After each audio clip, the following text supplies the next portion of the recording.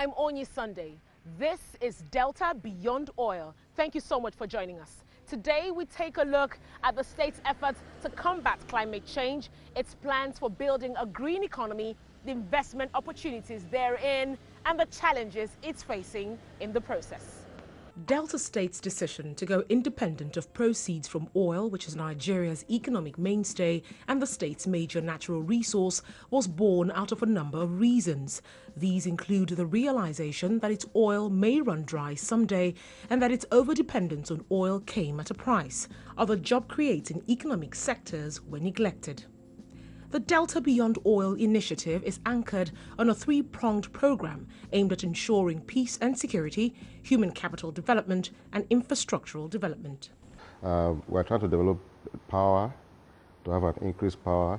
We're trying to develop the transport sector, the major routes, airports, supporting the federal government for in developing the seaports, and of course the railway. We're trying to develop ICT. We're trying to develop industrial parks. All these are things that attract investors.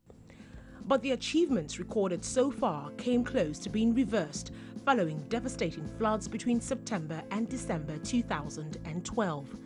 Being a coastal state, Delta State is particularly vulnerable to rising seawater levels. In addition, it's experienced higher rainfalls. That, together with the 2012 floods and the overflow of the Lagdo Dam in Cameroon, took its toll on people and infrastructure. We thought that Macedon has come, that it was over for Deltas, where of the 25 local governments, almost half of them is going under the water. People were frustrated from one community to the other. Some people was hanging on trees. Some people don't want to leave their ancestral home. Some people deliberately don't believe that this is a normal situation. Even the job people who believe that they are almost river people, they had to leave. It was terrible. We never saw anything at that scope. Yeah, we got warnings from the National Emergency Management Agency, from NIMET. There was going to be heavy downpour, heavy rainfall. There was likely to be flood at a very high level, but no one imagined it was going to be at that scope. And when it came, it virtually overwhelmed everybody. In a first-of-its-kind joint operation, all government ministries joined emergency efforts to rescue trapped victims and relocate displaced residents. Schools were closed down and used as makeshift camps. Economic activities in Delta State ground to a halt. But as the flawed waters receded, the realization that climate change was a real risk factor dawned on the state. The government swung into action, calling for town hall meetings to warn residents on the extreme change in weather conditions and how to manage a future recurrence. Sapele had a natural waterway.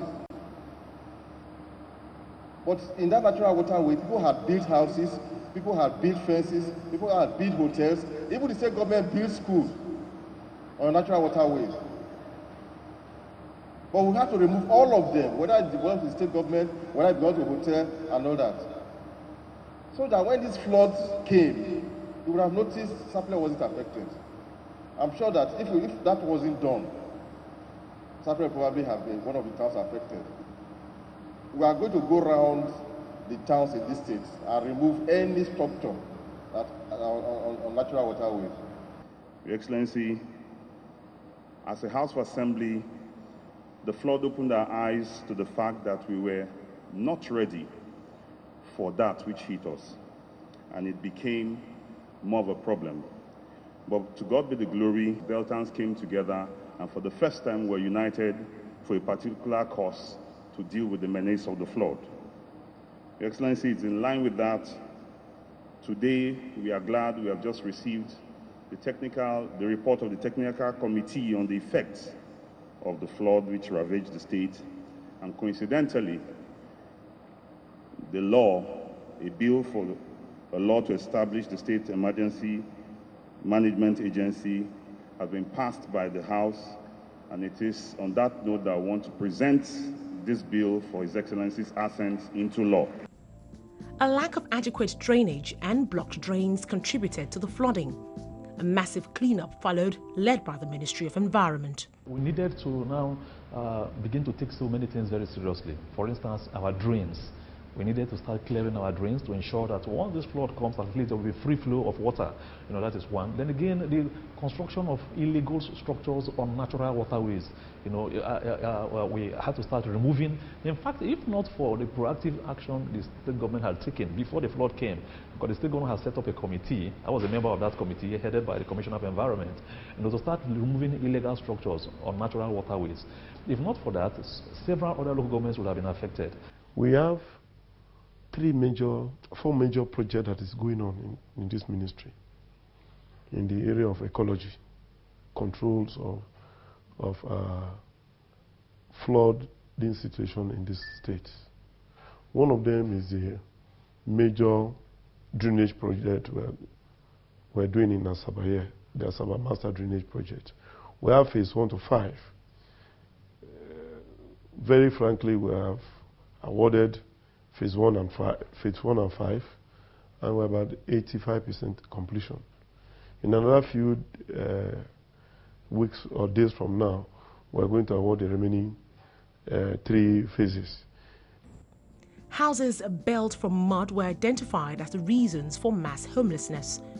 Plans are underway to ensure houses in these riverine communities are built with flood-resistant materials.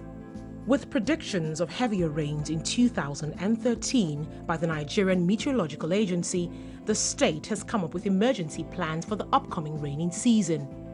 And there is an aggressive education campaign targeted at residents to keep them abreast of possible adverse weather conditions. The situation more or less has come to stay. There's climate change. You know, the global climate is changing. You know, the things we used to know, the climate, the environment, as we used to know the environment, is beginning to change. So the people have to be aware of this. They have to start preparing instead of, in some cases where some say, okay, maybe the gods are angry, that is why we're having it this year. By next year, they would have been appeased. No, you know, these things virtually have come to stay with us. The climate is really changing. So I will try to sensitize our people and make them aware of this reality. Now we're building camps. The camps will entail even schools, hospitals, even a mini police station. We're building in our uplands so that we can take you there and take care of you. Every unit within the Environment Ministry is more aware of its duties than ever before. The ministry has drafted policies and laws geared to protect the environment from degradation and to help guard against extreme effects of climate change. Today in Delta State, it's considered a crime to fell trees indiscriminately. Our primary function is to protect the forest estates of Delta State. In protecting the forest estates, it includes enforcing the Delta State forestry law. Anyone that contravenes our forestry law as per protecting the estate, the forest estate, then we ensure that we invoke the forestry law against such, bringing them to book. Then we also generate revenue for the state government in giving out permits for selected matured trees only. Because if these trees are not harvested, old age creeps in and they die naturally.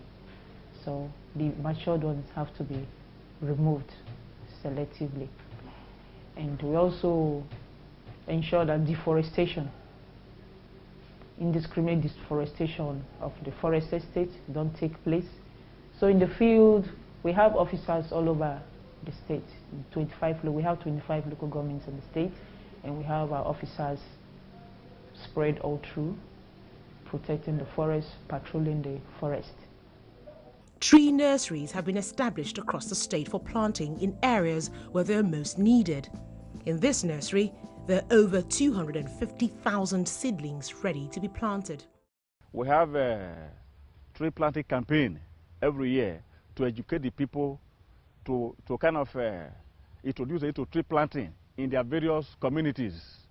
If you go to Oshimile, local government there, you will see a plantation that was raised through this tree planting campaign. If you go to Ole, you will see one there. If you go to Kwale, there's one there too. And in this state, there are about, I know of about 4 private plantations that were established by individuals. So the campaign is really yielding some fruits.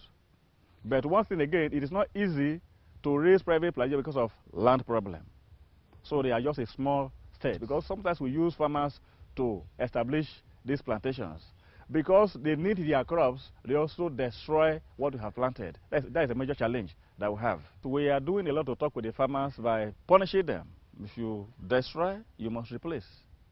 The seedlings also have future economic value. The teak tree is used to make electricity poles, canoes and furniture. In Australia, they have what I read the other day, there was a year they made $2.8 billion from the sales of wood products for their plantations alone. So if the state government can start plantations like that, it will be a way of generating more revenue for government and attracting investors. While government is pushing for investors to revive moribund factories, it's aware of the pollution that will be generated by further industrialization. Yeah, we have that ecology law which states that when you work, where you are working, we monitor the environment to make sure that you don't pollute it. But in event that you pollute, you remediate. Because there's no way you can do anything without, it's not pollution proof.